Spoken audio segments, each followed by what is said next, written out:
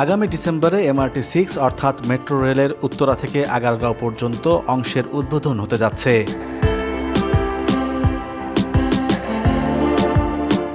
Metro রেলে উঠলে ভাড়া কত দিতে হবে?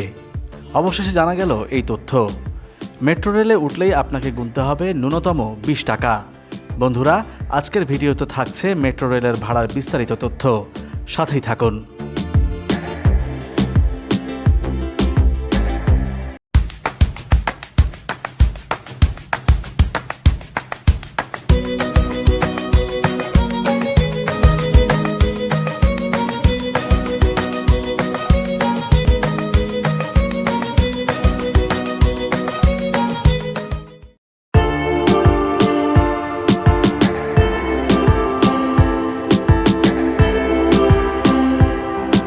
ম্যাস র্যাপিড ট্রানজিট বা MRT সাধারণত এমন এক ধরনের গণপরিবহন ব্যবস্থা যেখানে কম সময়ে অনেক যাত্রী পরিবহন করা যায়,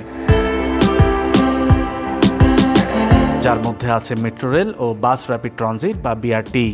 মেগাসিটি ঢাকায় 6টি মেট্রো রেল লাইন তৈরির পরিকল্পনা রয়েছে সরকারের, যার ষষ্ঠ লাইন অর্থাৎ MRT-6 হল উত্তরা দিয়াবাড়ি থেকে মিরপুর ফার্মগেট হয়ে মতিঝিল পর্যন্ত।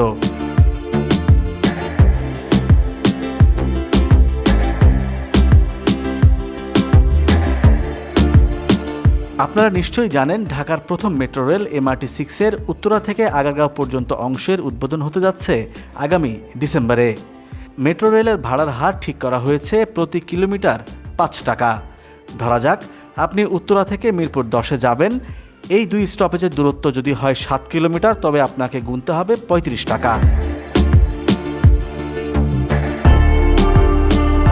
সেই হিসেবে উত্তরা থেকে মতিঝিলের ভাড়া 100 টাকা।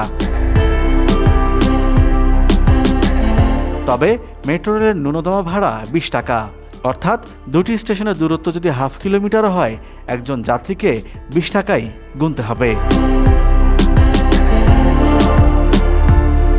মেট্রো রেলে ভাড়ার ক্ষেত্রে কিছু ছাড় দেওয়া রয়েছে, যেমন যোদ্ধাহত মুক্তিযোদ্ধারা মেট্রো রেলে ভ্রমণ করতে পারবেন বিনা ভাড়ায়। এছাড়াও প্রতিবন্ধী যাত্রীদের জন্য প্রতিবার ভ্রমণে বিশেষ রেয়াত বা ছাড় প্রদান করা হবে। যারা নিয়মিত মেট্রো রেলে ভ্রমণ করবেন তারা যদি মেট্রো পাস নেন, থাকবে বিশেষ ছাড়। এছাড়াও মাসিক, সাপ্তাহিক ও ফ্যামিলি কার্ডেও থাকছে বিশেষ ছাড়। তবে সেই ছাড়টা কত তা এখনও জানা যায়নি।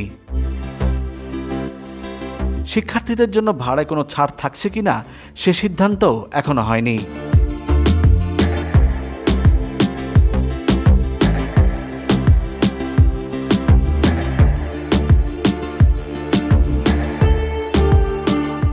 মেট্রো রেল স্টেশনে থাকছে স্বয়ংক্রিয় টিকিট ভেন্ডিং মেশিন, যেখানে কাঙ্ক্ষিত গন্তব্য সিলেক্ট করে নির্দিষ্ট পরিমাণ টাকা জমা দিয়ে নিজের টিকিট নিজেই করতে পারবেন।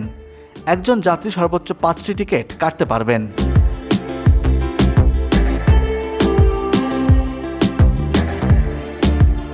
টিকিট আপনি কাটবেন তার একটি ডামি উপস্থাপন করা হয়েছে এবং এই সংক্রান্ত একটা প্রেজেন্টেশনও দেওয়া হয়েছে। তা আমরা শুধু সেই প্রেজেন্টেশনটা দেখে আসতে পারি। মেসেজ আসছে গন্তব্য নির্বাচন করুন। গন্তব্য নির্বাচন করুন। আমি যদি এখন উদাহরণস্বরূপ মিরপুর 10-এ যেতে চাই, তাহলে আমাকে মিরপুর 10 নির্ধারণ করতে হবে। মিরপুর 10 নির্ধারণ করে নিচে আমার ইনস্ট্রাকশন আসছে যে কতগুলো টিকিট আমি ক্রয় করতে চাই। যতগুলো টিকিট আমি ক্রয় করতে চাই সেটা সিলেক্ট করতে হবে। সর্বোচ্চ আমরা 5টা টিকিট একবারে ক্রয় করতে পারবো। সর্বোচ্চ 5টা টিকিটের মধ্যে আমি যদি 3টা টিকিট একসাথে ক্রয় করতে চাই, তাহলে আমাকে 3 সিলেক্ট করতে হবে। 3 সিলেক্ট করার পরে ডান সাইডে আমার পুরো টিকিটের ইনফরমেশন আসবে এবং কত টাকা ভাড়া সেটা আসবে। যদি এই ভাড়ার মূল্য এবং আমার গন্তব্য সব ঠিক থাকে, তাহলে আমাকে ঠিক আছে বাটনে ক্লিক করতে হবে।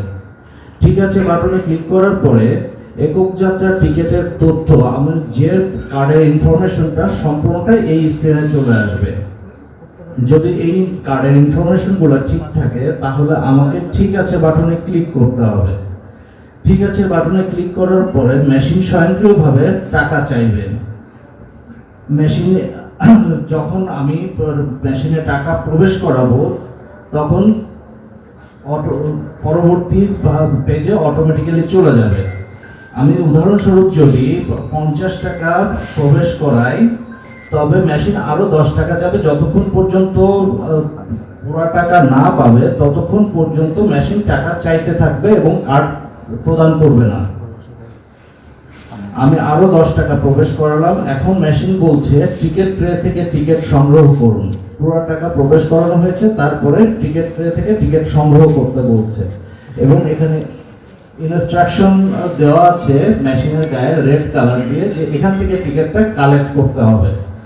টিকিটটা সংগ্রহ করার পরে মেশিনের স্ক্রিনটা পুনরায় ইনিশিয়াল স্ক্রিনে চলে যাবে।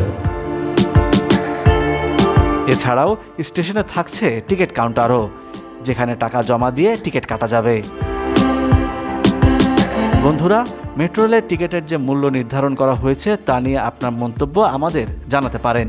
কি মনে হয়েছে আপনার কাছে? টিকিটের দাম কি ঠিক আছে নাকি বেশি হয়েছে? শেষ করার আগে আপনাদের ছোট্ট করে জানিয়ে রাখি, 2012 সালে মেট্রো রেল প্রকল্প যখন নেওয়া হয় তখন এর উন্নয়ন অংশীদার জাইকা হিসেব করে বলেছিল ন্যূনতম ভাড়া 25 টাকা ও কিলোমিটার প্রতি ভাড়া 14 টাকা নিতে, যাতে নির্মাণ ব্যয় যাত্রীদের কাছ থেকে তোলা যায়।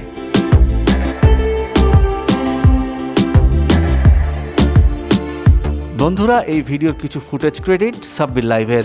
This is me, Sabbir Ahmed. Sabbir live চ্যানেলটির লিংক দেওয়া রয়েছে ডেসক্রিপশনে।